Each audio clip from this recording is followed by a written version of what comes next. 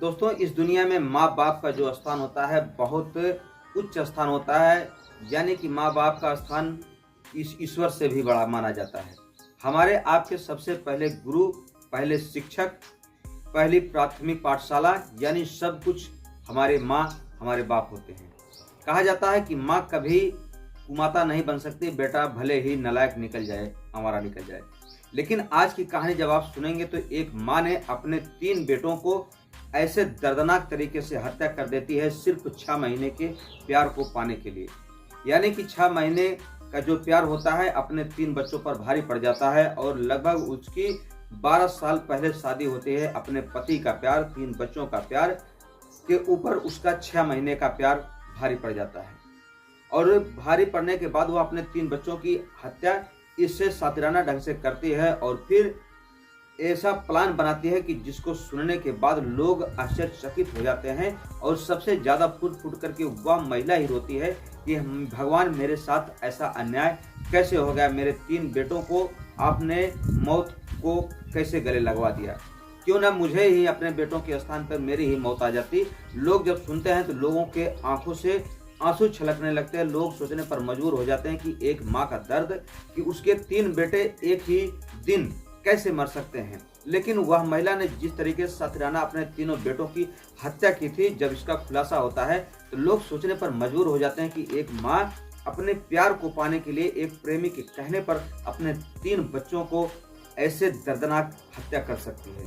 दोस्तों, आइए जानते हैं कहानी शुरू से लेकर आखिर तक। नमस्कार, प्रणाम, मैं मोनू भारद्वाज हृदय तल की गहराइयों से आपका हार्दिक स्वागत करता हूं।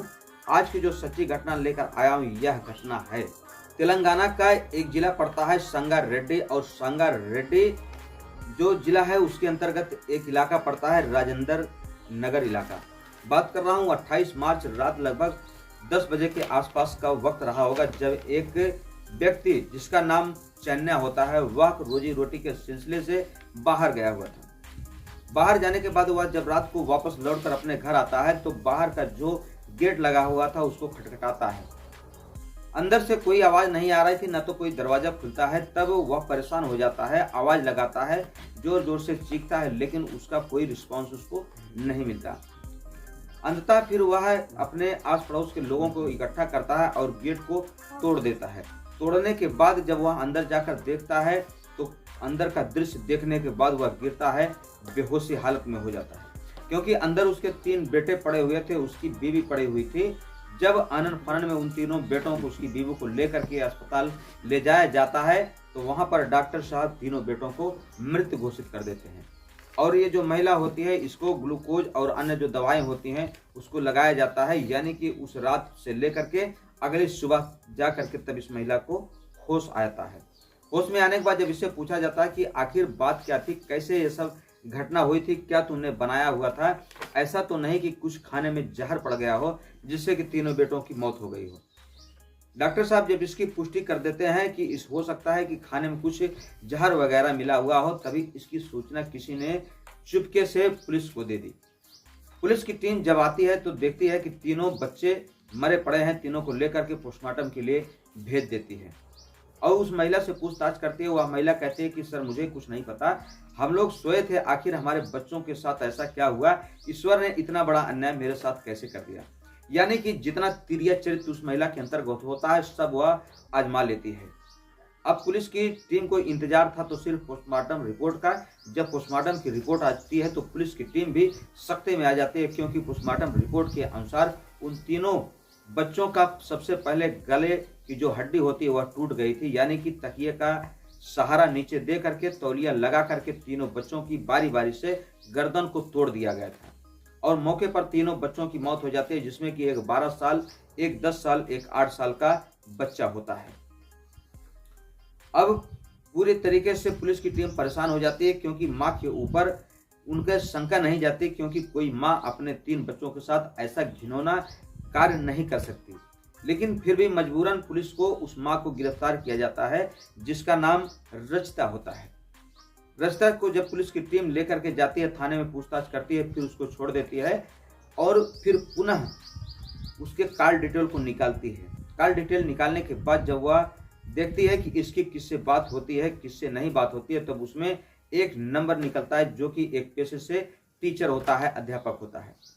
जब उससे पूछा जाता है कि आखिर ये कौन है, इससे तुम्हारी लगभग डेली बात होती है और कई घंटों तक बात होती है, तब वह महिला कहती है यह मेरा दोस्त है, यानी कि ना नुकुर करते हैं। लेकिन कहा जाता है कि पुलिस जब अपने पर आ जाती है तो कोई भी व्यक्ति, चाहे वो गूंगा हो, चाहे कितना भी बड़ा क्रिमिनल अपराधी हो, वह मुंह खोल ही देता है।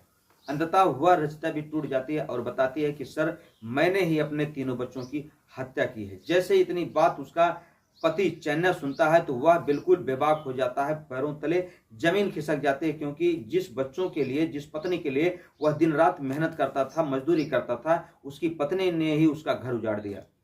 दोस्तों, जब इस घटना को सुनते हैं तो लोगों को मुस्कान और उसका जो प्रेमी होता है साहिल, जो कि अभी ताजी घटना है, मुस्कान ने अपने पति सौरभ की टुकड़ों टुकड़ों में करके हत्या एक ड्रम में डाल दी थी। यह घटना उससे भी भयानक हो जाती है कि एक माँ अपने 3 बच्चों की ऐसी हत्या कर दी। तब वह महिला बताती है, दरअसल मेरी शादी 2013 में मेरे परिवार वालों की मर्जी से हो गई थी। मेरी मर्जी चैन्या से शादी करने की नहीं थी, लेकिन जबरदस्ती मेरी शादी कर दी जाती है। मैं मजबूरन चैन्या के साथ अपना जीवन व्यतीत करती हूँ। इसी बीच मुझे 3 बच्चे हो जाते हैं।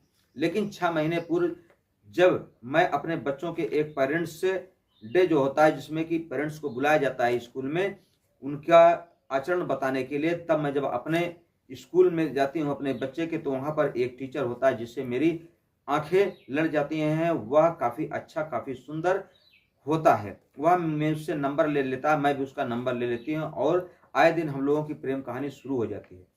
लेकिन अब हम लोग दूर दूर नहीं रहना चाहते थे। हम दोनों एक दूसरे के बगैर नहीं जीना चाहते थे।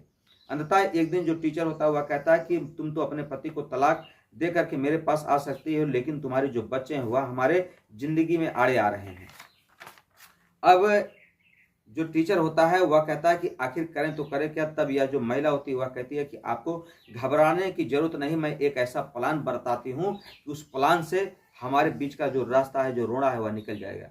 और 28 मार्च की रात में जब बच्चे खाना खा करके सोने जाते हैं, इसी बीच महिला के दिमाग में एक ऐसा प्लान आ जाता है जिससे सुनने के बाद हर माँ एकदम बिल्कुल आतंकित हो जाती हैं कि कोई माँ का कलेजा फटा क्यों नहीं ऐसी घटना को अंजाम देने से पहले।